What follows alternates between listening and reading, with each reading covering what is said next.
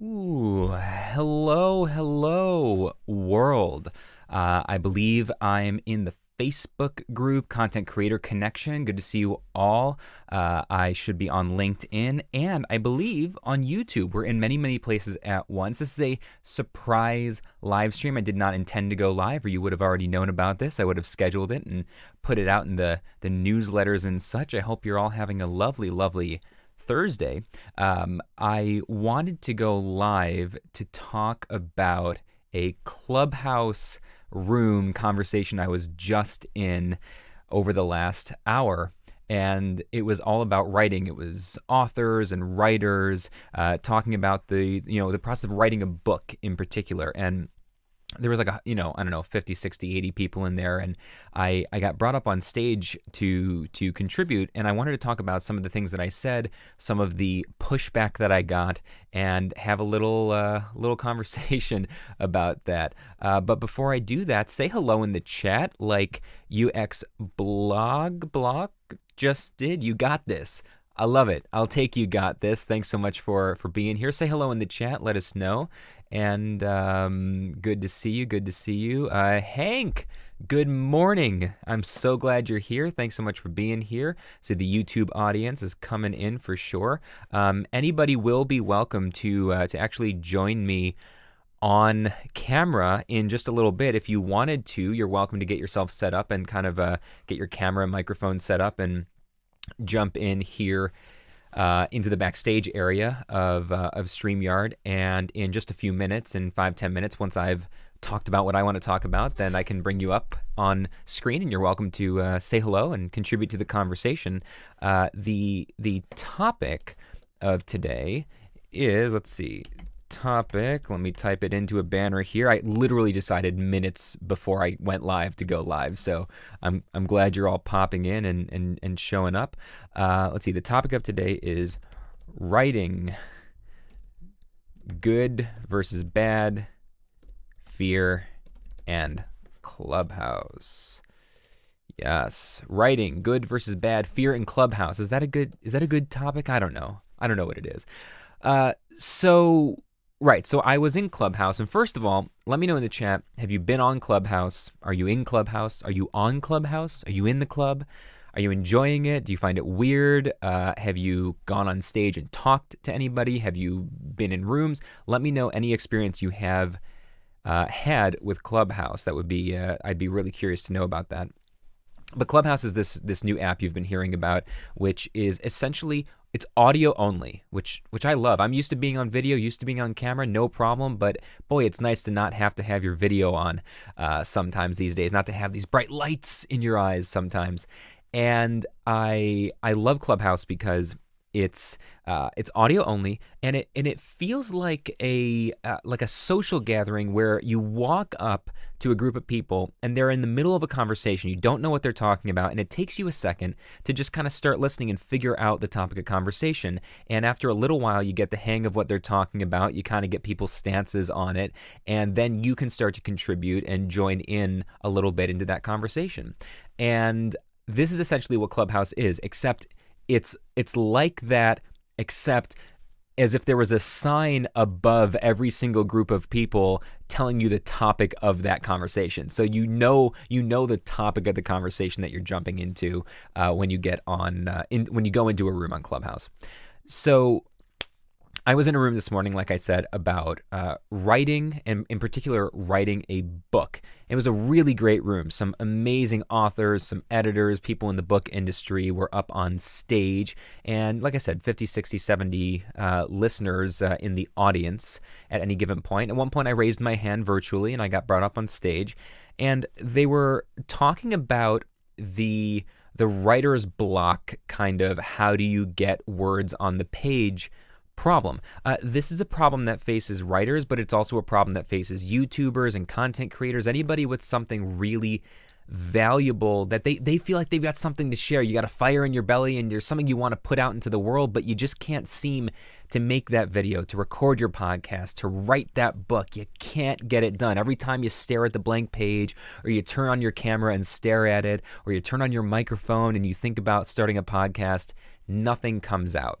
This is kind of what they were talking about. And what I jumped on stage to do was share some of the wisdom from my hero mentor, Seth Godin, who you all know that I'm a big Seth Godin student and kind of a Seth Godin junkie. And he has a lot of really, really important things to say about this topic. And so what I was sharing initially on this topic was that there's a few different things that you can do. First of all, you have to recognize that there's really no such thing as writer's block.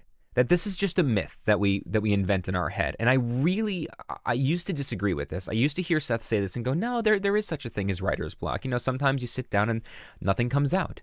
But he's convinced me over the years that there really is no such thing as writer's block. That what you really are afraid of when you get writer's block or YouTuber's block or podcaster's block, what you're really afraid of is writing something bad, of making a bad video, of making a bad podcast, of stumbling over your words. That's what's stopping you, right? Because if you weren't worried about saying something bad or dumb or uninteresting or stumbling over your words, you would just start talking. You would just start writing, right? And so the first key to getting over writer's block in any form is to accept the fact that often your work won't be stellar the first time it comes out. It won't be perfect. It might not even be good. In fact, the best way to do good writing, the best way to make good YouTube videos, the best way to make a good podcast is to first do bad writing, make bad YouTube videos, make a bad podcast, right? That if you're willing to be bad at something and keep being bad at it, and just keep churning out, bad writing, and then it gets a little bit better because you keep doing it, and then it gets a little bit better, and then maybe at some point it's average, and then maybe at some point it's good, and then maybe at some point it's better than good or great or what. This is the process that a creative goes through. And in Seth's latest book, which is a masterpiece, it's called The Practice. Everybody should go pick this up. I'll put a link in the description when I'm done with this live. In his latest book, The Practice, the core thesis of the book is that, sorry, hang on, I was talking there for a while. Repping my Idealist mug today. Amidar, if you're watching, idealist.org. Love it, love it. The core concept in The Practice, the thesis of the book is that in order to be creative, we must do creative work. That by doing creative work, we become a creative person and not the other way around. You don't decide that you're a creator and therefore you produce creative work. That's not how it works. You do creative work, therefore you are a creator. And a huge part of doing creative work is doing bad work. And I don't mean bad in the sense of you're going to get fired for it or some terrible thing is going to come to you. I just mean that your writing the first time around is not going to be great. It may not even be good. The first videos you make may not be. And it doesn't matter if you've been doing it a long time. I've been making videos on the internet for a long, long time. And it doesn't mean that the next video I sit down to make is going to be good. Many times the first draft of a video or the first time I start filming for a new video is bad. I'll film the first 2 or 3 minutes and then I'll stop and I'll go, okay, that wasn't great. And then I'll figure out what I didn't like about it, reset myself, and then start over. Same thing happens with writing. I'll write out a few paragraphs, read it back and go, that was not good. That was not what I was trying to say at all. Definitely not in those words. So I go back, figure out what I didn't like about it, and rewrite those few paragraphs. And so doing bad creative work leads to doing good creative work. The key is starting. That's the beauty of doing bad work first and being okay with doing bad work first, is that it gets you into the flow. I hope this is making sense. Now, what happened? Hey, Adrian, good to see you. Thanks so much for being here. Really appreciate it. Now, where this gets really interesting is, so I kind of gave that advice, although I gave it in about 30 seconds, not in this long-winded live that I'm doing on my own channels. I was on a Clubhouse stage, so I said all that in 30 seconds, basically, right? And I got some very friendly, very professional pushback from one of the moderators who's a woman who's just a rock star and somebody I admire very greatly. She does incredible work, writes great books. And every one of the Clubhouse rooms that she moderates or is a part of is always a phenomenal room. And she pushed back and she said, yeah, that may work for Seth and it may work for you, and that's great. She said, but it doesn't work for me. She said, I can't produce anything that's bad. I'm not willing to produce anything that's bad. She said, I do all that work in my head before I ever put pen to paper, before I ever start writing anything. I do all the bad work in my head. I don't just start writing bad stuff. And then I thought, okay, well, maybe that's true, right? Because that actually, to me, described a very natural tendency of introverts as opposed to extroverts. Introverts tend to be unwilling to say something or write something until they're sure that it's going to have value to the reader, to the listener, whereas extroverts, we tend to work our ideas out in real time. What I'm doing now, this is a very extrovert thing. I had an idea, wanted to share it with you. I literally went live on the internet and said, well, whatever happens, happens. I didn't plan this. I didn't script it. I have no outline in front of me. I'm working through these ideas out loud with you in real time. But introverts don't tend to do that. Neither way is good or bad. They're just different ways of approaching it. So I thought, okay, maybe she doesn't. Maybe she does all the bad work in her head and then she only writes when she feels like she's got something good.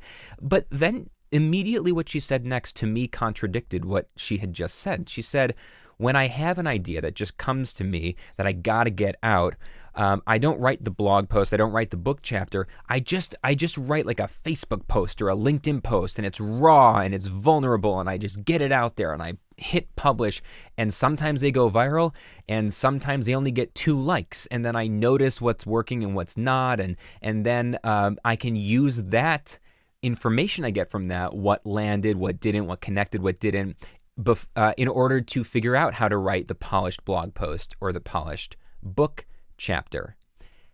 And what was interesting is I thought she was making that point to push back on what I had said, to disagree with me.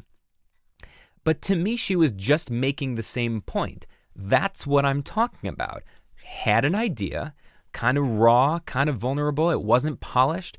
Just got the words out as quickly as she could to capture the thought, and then hit post, hit published, put it into the world and let the world judge it.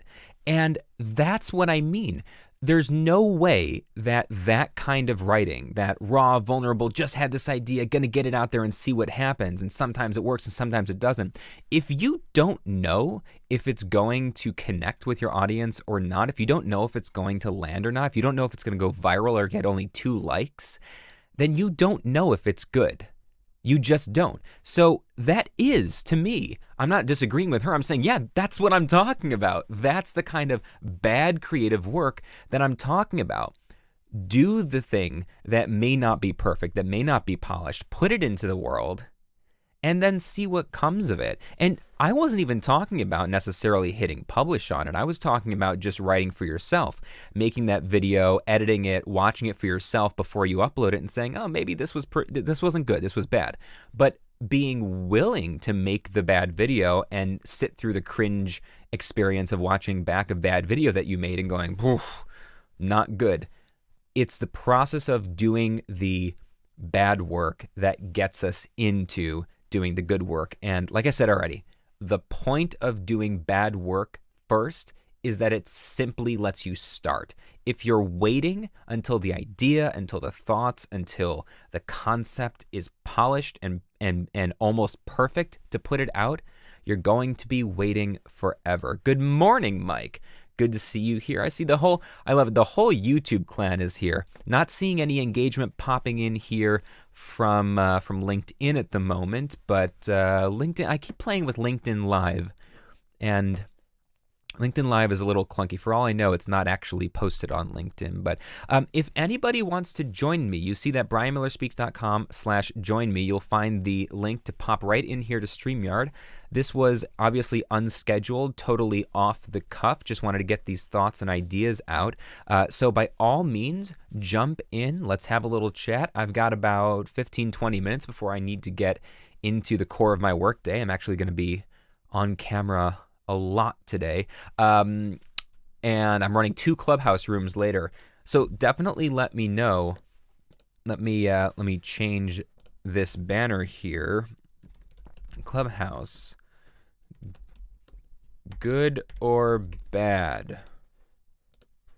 So go ahead into the chat. Have you been on Clubhouse? Have you tested it at all? Do you have no idea what I'm talking about? Never heard of it? Heard of it but don't really know what it is? I would love to hear and what you all think about it. And in fact, let me just add, if you want to follow me, connect with me, join the rooms that I'm starting on Clubhouse. I'm at Brian K. Miller on Clubhouse. So by all means, connect with me, follow me over there. Later today, I'm starting 2 weekly series, and they may fail. This is doing bad creative work, right? This is what I'm saying. I'm starting 2 weekly Clubhouse rooms, 30 minutes each, just to see how they go.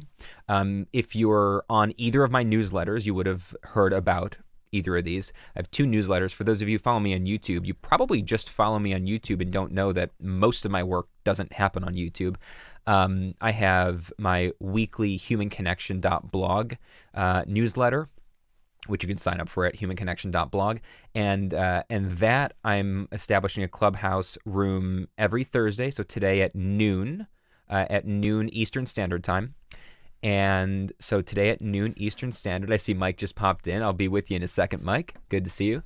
At noon Eastern Standard today, Thursday, and every Thursday for the foreseeable future, I will be doing a 3 New People Thursdays. So if you're familiar with my work as in Human Connection, if you've read my book or seen anything about that, I'm just going to be bringing people in for half an hour every Thursday into Clubhouse and do a 3 New People room. You get to meet some new people, get a midday boost of inspiration on your lunch break or whatever, and hopefully help us take it into the weekend, to the end of the week. And then 30 minutes later at 12:30 every Thursday, including today, Eastern Standard, I'm doing a Pivot Power room for 30 minutes where you'll actually get most weeks to chat with that week's podcast guest. So this week, Caroline Meili, many of you saw the episode, which was the season premiere for the podcast. She worked for Cirque du Soleil for 10 years, traveled the world, and then Cirque, with COVID, declared bankruptcy and eliminated 3,500 jobs overnight. And when the world went into lockdown, Caroline was stranded at an Airbnb in France with nothing but a backpack that she only thought she needed for like 3 days and her phone, and got stranded for a month with that. And lost her job all at the same time. Stranded, lost her job, all that stuff. And so within just 2 weeks, with nothing but her backpack and a phone at an Airbnb in France, she built a whole new career for herself as a consultant, an event experience strategist from everything she learned from Cirque. She will be, thanks, Mike. I'll bring you in right about now. Caroline will be there at 12:30 Eastern Standard today on Clubhouse with me to answer any questions you might have about her pivot story and the solopreneur kind of mindset. Mike, it's good to see you. How are you? Good morning, brother. How are you? I'm doing well. Where are you in the world? I am in Indianapolis, Indiana. It's so funny. I spent, in a normal world, I spent a lot of time this time of year in your part of the country doing lots and lots of colleges and universities, speaking on many, many campuses. In fact, I feel like Indiana was the last place I was before lockdown. I feel like I flew back from a college in Indiana, and 2 days later, the whole COVID, everything crashed. So I think that's actually where I was when this all started almost a year ago. Can you believe it's been a year? I don't know, brother. Sometimes you could tell me it's been 10. I'd believe you. Yeah. Every day feels like a year, doesn't it? Well, yeah. No, it's, for a lot of us who are knowledge workers or who have, some sort of self-employment, we've already had this sort of home atmosphere, this work atmosphere, except that, as you just pointed out, we don't have that release of going out there and being out with all those people. So it's a little weird because life is both the same and different. It's so interesting. That's exactly what happened to me, which is I'm totally comfortable working from home because I've always, 16 years I've been self-employed. I've always had a home office. Now, it never used to be a broadcast studio. I built this out over the last year, but it was a home office, and I had my YouTube stuff here, and I was able to do lives. It was a workspace and a creative space. But this was only a portion of my year. I would spend 200 days a year on the road, as a speaker and as a magician. And so I was used to working from home, but not used to being stuck at home, right? And literally, since I was 16 years old, I've never not been on the road, on tour. And having been grounded, literally haven't been on a plane in a year, when I was on anywhere from 100 to 200 flights a year for that many years. I didn't know how I would handle that. I was really nervous at the beginning of this, and it turns out I love it. I'm never going back. This is fantastic. And so, you're really the people who have those traits, like Stephen Covey's book and all those things about the most effective people. You always find some outlet. I'm sort of an engineer, sort of a visual thinker at heart, and I think of like metals or materials. When they work with metals in a furnace or a forge or that kind of thing. You put materials together in the right way in a furnace, and you come out with something stronger than before. You put those materials in the wrong way or in the wrong combination, and you just have junk. So, we kind of take all of these things that you talk about all the time, and a lot of other people that I follow, and what it's done is, I used to be a guy in the office. I used to be what we call back in the 1970s, MBWA, management by walking around. And you go around and you manage in teams, and you huddle. Well, you can't do that now. So, the things that you talk about every day and the things that I focus on are taking the technology that we have and taking all the things that we still have and going out and finding new ways to mentor people that are in my area, finding ways to create broadcast materials or create other materials. LinkedIn is a good platform in a professional way. So Clubhouse. Yeah. Help me out here, and I'll kind of jump in on the theme today. Do an ELI 5, because first I understand, and help me if I'm wrong, that Clubhouse is based on the Apple platform. Yes, at the moment it is only on iPhones and iPads, which is a big problem for me because I'm an Android user. Okay, now, but I have a question for you, and this is just a sort of a rhetorical conversation, let's say. It is a barrier, but on the other hand, look at Apple itself as a product and the way that they've developed a sort of an esteem and a following. On any given day, I would say as an engineer, that any particular Apple product that you pick up may or may not be good quality. Right. Depending on the line and the version and the where it was made and the day it was made. Yeah. But they obviously have a great sort of an esteem for quality out there in the world and product. So I guess what I'm saying is that, yes, you want a platform to be broad, but does it kind of make sense that it's developing a mystique because it's on iOS? Yeah, there's a few different things about it. It kind of launched last September, November is when I started hearing, because being in the solopreneur kind of circles, I always tend to hear about that stuff. Us type of people, solopreneur type of people, tend to hear about the newest tools first. It kind of gets rolled out to people like us. And I started hearing about it, and my immediate instinct, by the way, was whatever that is, no. I have too many social medias already. I can't keep up with social media anymore. I'm starting to become that get off my lawn guy. Yeah. It's just too much. Right. But when somebody said it's an audio only platform, it's an audio only social media, and I said, I'm listening. You know what I mean? I was like, so this, I'm an audio guy. I'm really into that. You just told me something I didn't know, and it makes me immediately think of the popularity of Discord. Yes. Exactly. So here's the beauty of Clubhouse. And I don't know when you popped in, so I'll give my 2-sentence description again for anybody who just popped in. Melissa says, it's been a couple weeks, still waiting for Clubhouse to create my account. By the way, this is, Mike, what you're talking about with that mystique. Sure. Melissa's waiting on pins and needles, right, for Clubhouse to let her in. So I don't think from a marketing perspective for them to keep it in a sort of a closed ecosphere for now. Yeah, and so here's a few things on that. So one, I think they rolled it out on iOS first, mostly because Apple is still, from an engineering perspective, the easiest Mm-hmm. place to roll out because they're a completely Right. closed system. You have to get Exactly. approved by Apple. Yeah. Android is open, which is why stuff always rolls out on Apple And first. It's that's a much fair way harder. to describe it. Open. Most people say fragmented. Yeah, I mean, Android. That's I'm that's the an pros and Android guy, cons. so I'm an Android So guy. am I, I get it. right? And so for me, I've always been an Android guy with my actual phone. Every other product I own is Apple. This is an iMac, this is an iPad sitting next to Sure. me where Clubhouse is. Sure. I love Apple for its end-to-end control. Everything works, and it always works exactly how it's supposed to. But you have very little control over manipulating it into doing something different that you want. That's why I want the thing in my pocket to do whatever I want it to do.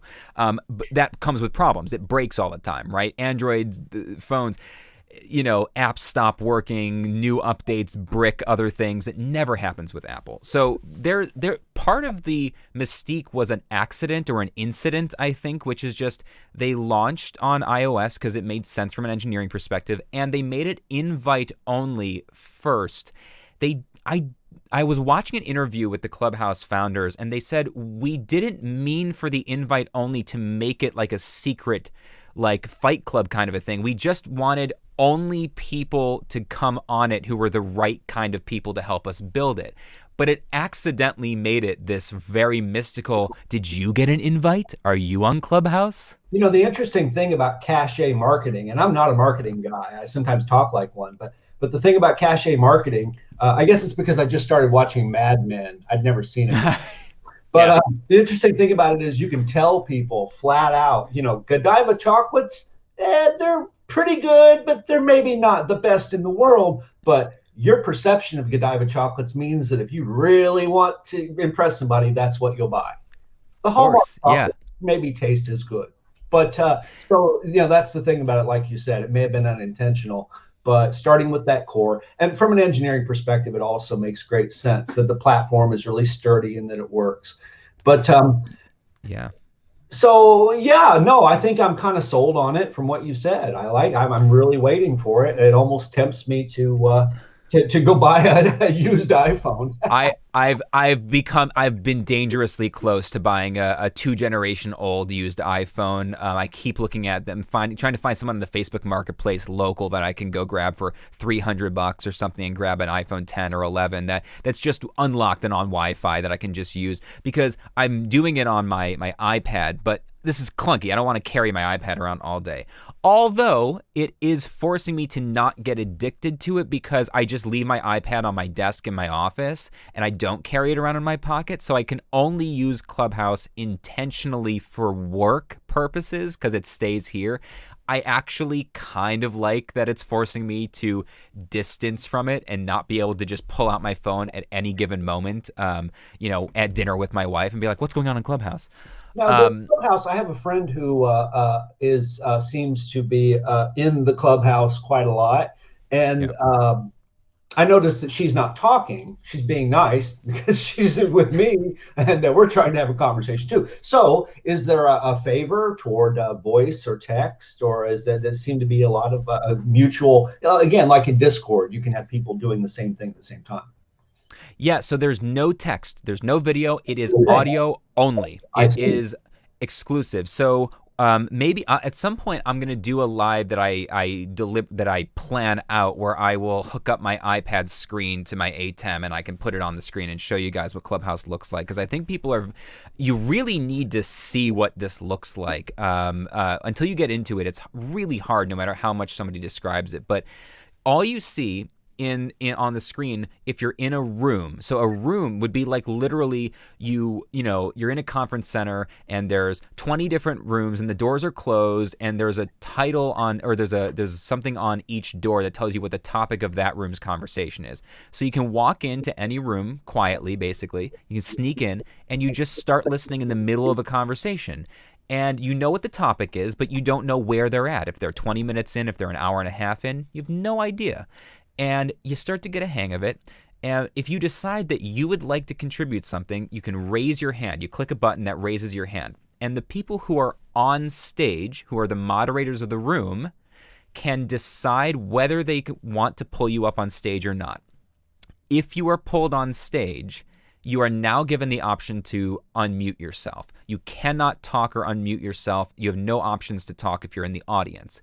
If you're pulled on stage, you can choose to unmute yourself and engage in the conversation.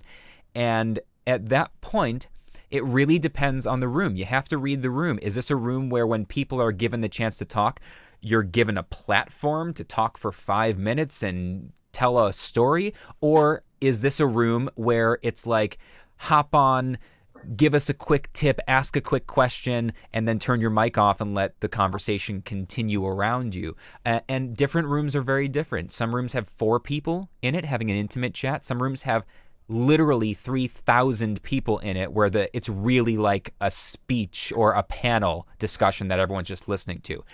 And so it's being used in very different ways. And I'll just say this one more thing, which is where everybody watching this, whether it's now or in the replay, will want to be on there. Clubhouse right now, if you're not on it, you are missing the opportunity of a lifetime. And the reason I'm saying that, and I'm saying it so seriously, is if you think back and you go, man, I wish I had really built up my Facebook in 2008. I wish I had built a blog in 1997. This is it. This is Clubhouse. 5 years from now, you're going to be going, I wish I had built up my Clubhouse in 2021. This is it. And this is something from I guess from the thinking as somebody who also considers themselves what was the word you used earlier? Did you say infopreneur? Solopreneur, yeah. Solopreneur, right. I love that even better. But I'm always thinking about ways to make products better or develop products of my own. And, how is it that just like when we sit in the movies and we watch a movie trailer and you can almost hear an audience and they'll all go, oh, I want to see that, or, oh, why are they making that? How is it that some products come out and, just like the simple idea of a chat app or a talking app, and this is the one that people say, this is what we've been waiting for. It's so funny because you're right, that has been a real mystique where there's a million apps that try to make it every year, that try to be a new social media app, and for some reason this one has this magical feel about it. So, going back to Discord for a second, Discord has the legacy of being, because before Discord there was TeamSpeak. And TeamSpeak was a way to sort of set up an ad hoc audio gaming, mostly for gaming, I think. At least that was my impression. And so there were all these attempts. I love the idea of Clubhouse because, well, I'm a talker. I'm here talking to you, and I love, what you do. So I think that that's a great form of expression. I think that there are things that you can get across, ideas, ways of providing the correct emphasis when you're talking. And I think so much of that is lost. And we all understand it. It's lost in text. It's lost in long form writing even. Kind of the passion that you may have about a topic and why you keep revisiting certain portions of it. When we talk, I think this yourself, being sort of a scholar of speaking and presentation, that we tend to repeat ourselves a lot when we speak. Ways extroverts do, that's for sure. And we wouldn't do that if we were writing, because we would see it. We would say, oh, I said that already 6 times. Right. So, that's such an interesting observation because I do a lot of speaking coaching these days. It's one of the pivots I made last year as well. Sure. There's less events. I'm still doing virtual events. I'm speaking at them and everything. But coaching was the easiest pivot to make for me. It was like, well, this has always been virtual for most people, so just do this. And so I've been coaching a lot of TEDx and aspiring TEDx speakers, some of them who already got their TEDx talk and they need to craft it before the day, some of them who want to craft their big idea to get invited to speak at a TEDx. So I do a lot of that. And the big difference is what you just said was so important, the difference between writing and speaking. So a lot of the speakers I work with, they are writers. They're people who've always written blogs. They've written books, but they're not speakers. They're just starting. And so they'll write a script and send it to me before our next session. And I'm reading the script and I'm going, if you said this out loud, it would sound ridiculous. Yeah, it's a great Nobody idea. speaks like this. Sure, because they're used to, like you say, we learned it, and it was drilled into our heads. You have a topic, and you have a thesis statement, and you have your examples, and then you go through and you iterate those theses, and you wrap it up, and it's all very interesting. But it's like reading a Reader's Digest article. Yeah, and you do need to repeat yourself when you speak, not because you like the sound of your own voice, but because people are listening, and it's really hard to listen. Listening is so hard to do. And if you want people to really hear what you've said, you need to repeat something a couple of different times in a couple of different ways. Oh, and I grew up in the tradition of being from the Midwest. Of course, I grew up going to church and listening to the pastor, and I love the way that they deliver those messages. There are these secrets that if you love words, you pick up on quickly. The rule of threes, which is also a rule in comedy, of course. The rule of sevens, if you have something that's kind of a longer thing. You have 7 things, but in between every time, just like a good pop song has a chorus and a bridge, you go back and you reiterate the main point, and you tie back in that main point to those 3 or 7, so that you wake people up and they go, oh yeah, that's what we're talking about. Oh yeah, I see, it all fits together, just like a good pop. That's right. And you know what? I'm going to tag off of that and say, here, I'm going to give everybody something free that my clients pay $400 an hour for. So I'm going to give you something for free. So this is the gold. So this is it, which is your 5th grade English teacher was right all along. The same thing that they taught you about the fundamentals of writing an essay is how you deliver a good speech or make a good video. And that is, tell them what you're going to tell them, then tell them, and then tell them what you told them. Tell them what you're going to tell them what you told them. If you can do that, you're 90% of the way to a great speech, a great video, a great podcast, a great blog. Yeah. Brian, I'm going to let you wrap up. I've got to take a meeting here in a few minutes, but hey, it's great to talk to you. Wonderful topic. We look forward to talking. You as well, Mike. Yeah. Stay in touch. Shoot me a message somewhere else. Connect with me outside of YouTube. Thanks so much. Very well. Take care. All right.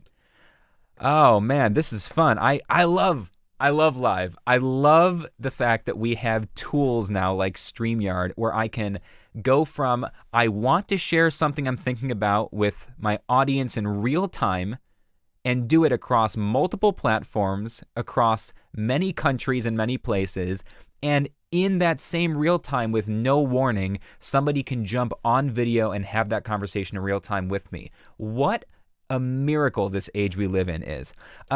Okay, so I have been on for about, 37 minutes. I thought I'd be on here for 15 or 20 minutes.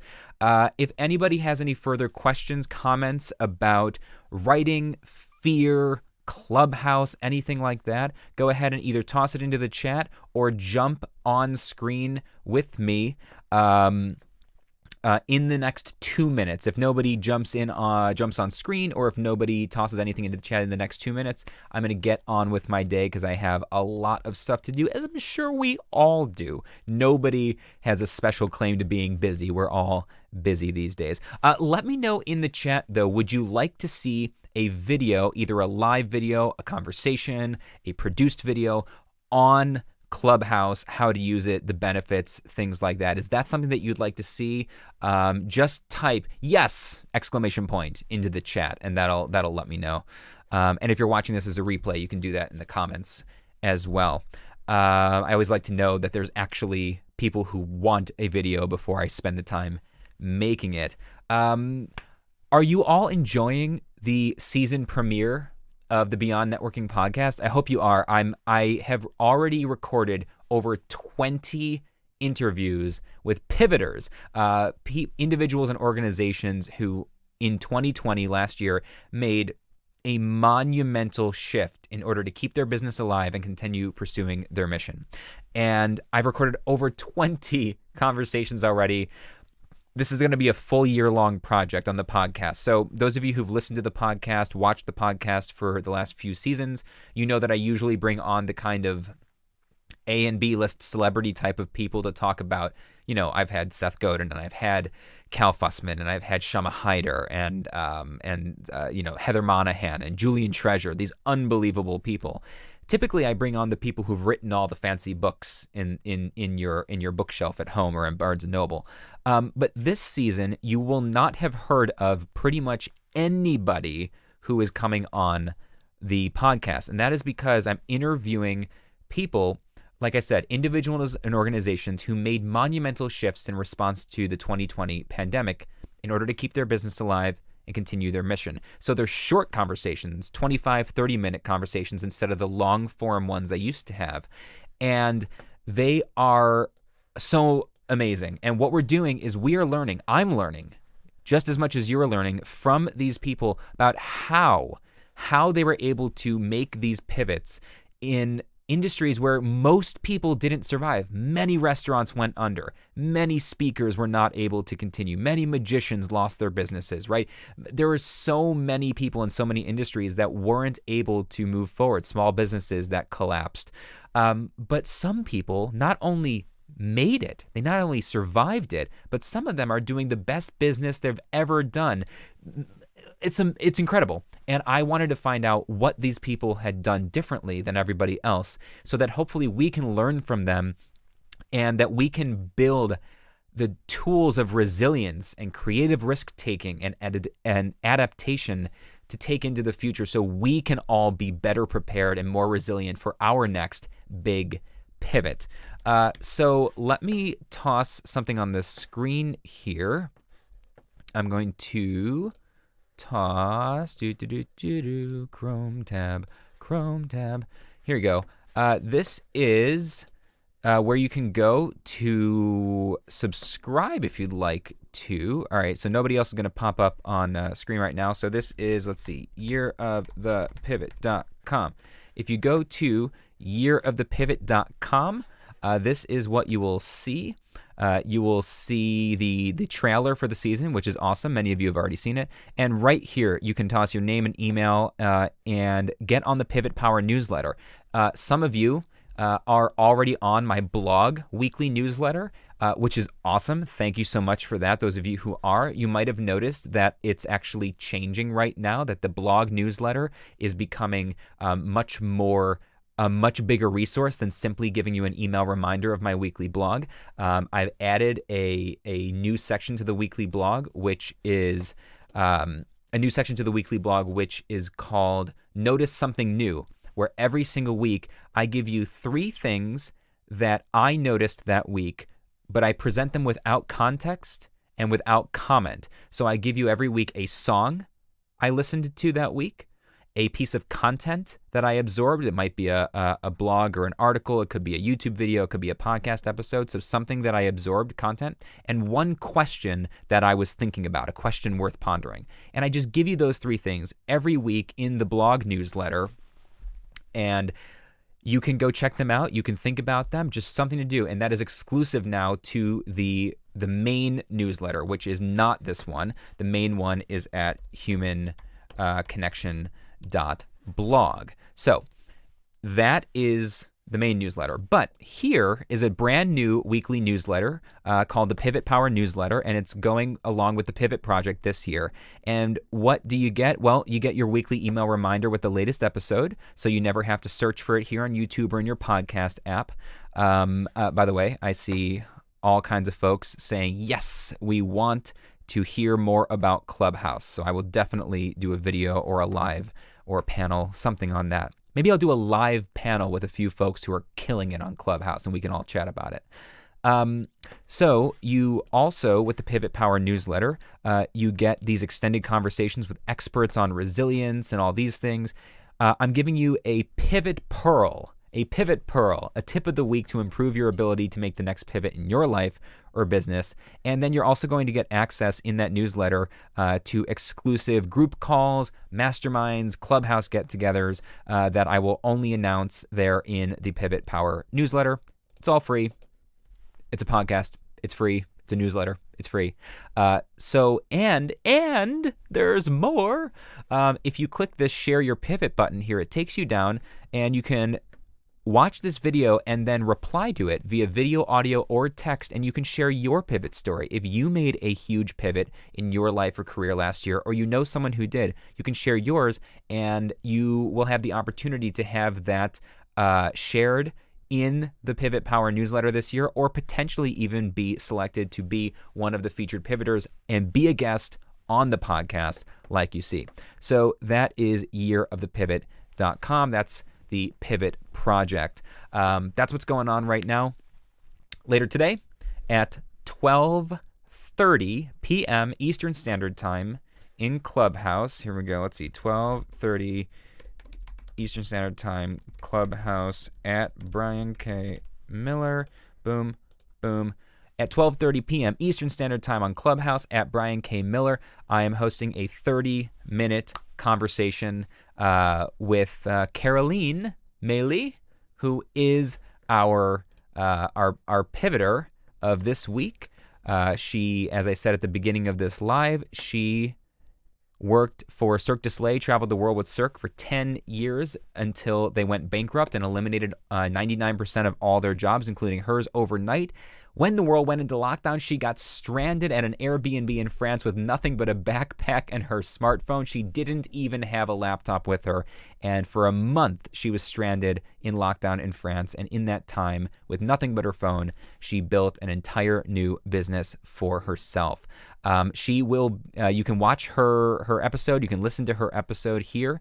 But you can also join us at 12:30 Eastern Standard on Clubhouse today, where she will be with me for half an hour answering any questions you might have about working for Cirque du Soleil, traveling the world, her pivot story, anything like that. Thank you so much for everybody who tuned into this totally spur of the moment live stream and asked cool questions and participated in the chat. I hope you all gained some awesome value out of this. And if you did, let us know your big takeaway in the chat, in the comments. What was your big takeaway from this live stream? I like to know what people are getting value from so I can do more of that in the future. Did you get value from our earlier conversation on creative writing, on producing bad creative work first in order to do better creative work later? Did you get value out of our Clubhouse conversation, learning about Year of the Pivot?